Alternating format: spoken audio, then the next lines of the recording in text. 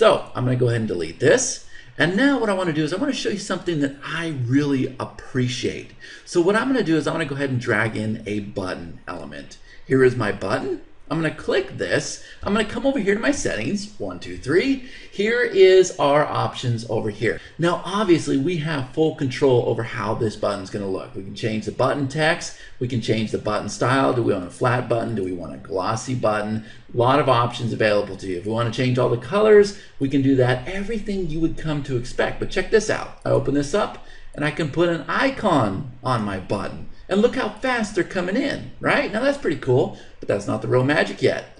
I come over here to rounded corners, and we can go ahead and round the corners of our button. So now we have an oval button, but that there is not what I really want to show you. If I click this here that says target link, Instabuilder 2.0 is doing something I've never seen before. This is a button. This drop-down menu. Obviously, we know the button is going to take us to a new URL.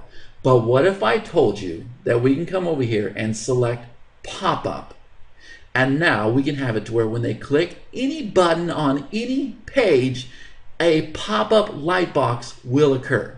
So I'm going to come over here, I'm going to click Edit Popup. Here is the actual light box that's going to appear.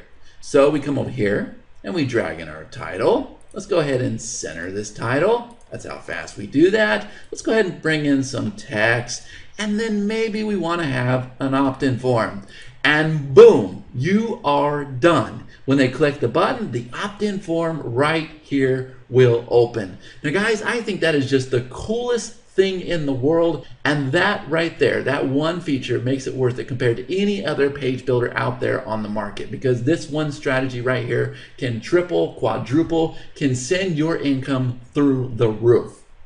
All right, so I'm going to show you a couple more features here, and then I've got one more important thing to show you, and then I'm going to show you the statistics, and then I'm going to wrap up this video because I hate to make these videos as long as it is.